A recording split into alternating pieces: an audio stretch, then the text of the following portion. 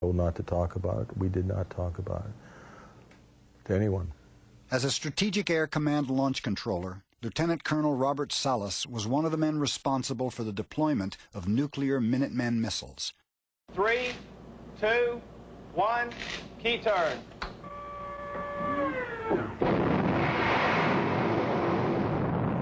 These missiles were to be launched as a counterattack in the event of nuclear war. On March 16, 1967, Lieutenant Colonel Salas was on duty when he was contacted by his topside guard, stating that there was an unidentified object above the missile site. Control, be advised, initiating area. Salas ordered the guard to observe and report back on any further development. Then he called back within a few minutes and was very frightened. I could tell by his voice he was extremely agitated. He said there was an object hovering outside the front gate, a reddish-orange, oval-shaped object, and it just hung there quietly. I went and woke up my commander and told him about the 2 phone calls. And as I was telling him about the phone calls, our missiles went into no-go condition, one after the other. Well, we lost nearly 20 missiles that morning. After speaking with his commander, Salas again contacted the topside guard. The guard said that the UFO had vanished, basically just took off at high speed, was no longer there. These missiles are controlled individually. So if something did happen within the system, the electrical system, let's say, or the command and control system for one missile, one launch facility, it would not affect the others. And in addition, these missiles are separated by miles. So all these things point to the fact that somehow this object was able to disable these missiles. Later that day, Salas was ordered to report to the Air Force Office of Special Investigations for debriefing by 2 OSI officers. And so after we gave him our little debrief, the first thing the OSI guy did is stand up and said, "You need to sign these documents not to disclose any of this to anyone ever." And we signed, and basically that was it. Neither one of them asked too many more questions, and we were escorted out. Several recently declassified documents support Salas's claims of UFO sightings near Malmstrom. This preliminary report, dated the 24th of March, 1967, states that between the hours of 2100 and 0400 Mountain Standard Time, numerous reports were received by Malmstrom Air Force Base agencies of UFO sightings in the Great Falls, Montana area. It goes on further to state that reports of a UFO landing near Belt, Montana were received from several sources, including deputies of Cascade County Sheriff's Office. Another formally classified secret Air Force telex states that the fact that no apparent reason for the loss of 10 missiles can be readily identified is cause for grave concern to this headquarters.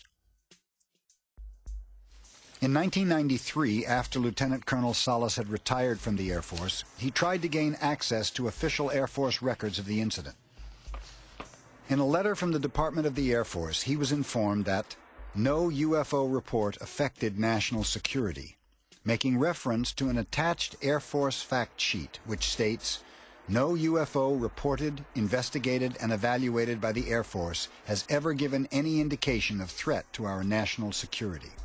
If 20 nuclear missiles going down at the same time UFOs are sighted, nearly 20, is not a national security incident, then I don't know what is. If unidentified flying objects are capable of disabling our most powerful weapon systems, then understandably the military would not want to reveal any information exposing its vulnerability.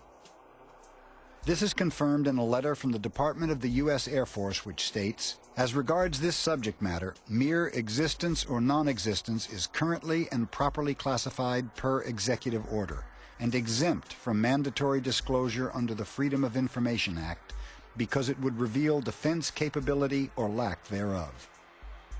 This letter was a response to an inquiry made by electronic system technician Lee Graham.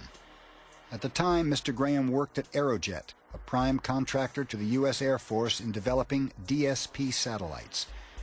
He asked the Foreign Technology Division if the satellite system he worked on could and had detected UFOs. Perhaps we need some outside universal threat to make... On 5 separate occasions, Ronald Reagan made references to an outside alien threat and the unifying effect it would have on us all. One such reference was made in September of 1987 while addressing the United Nations. I occasionally think how quickly our differences worldwide would vanish if we were facing an alien threat from outside this world. And yet, I ask you, is not an alien force already among us?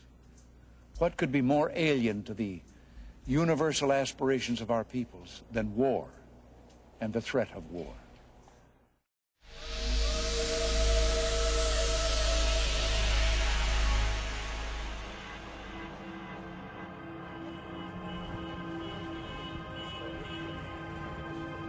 Not every government chooses to deny the existence of UFOs.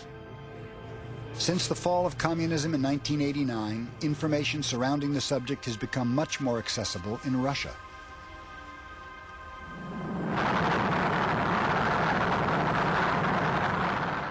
Cosmonaut Pavel Popovich was one of Russia's earliest cosmonauts. He joins the ranks of an increasing number of military personnel who have testified as to the validity of the UFO phenomenon. Major General Popovich shared with us a sighting he had while flying home from Washington, D.C.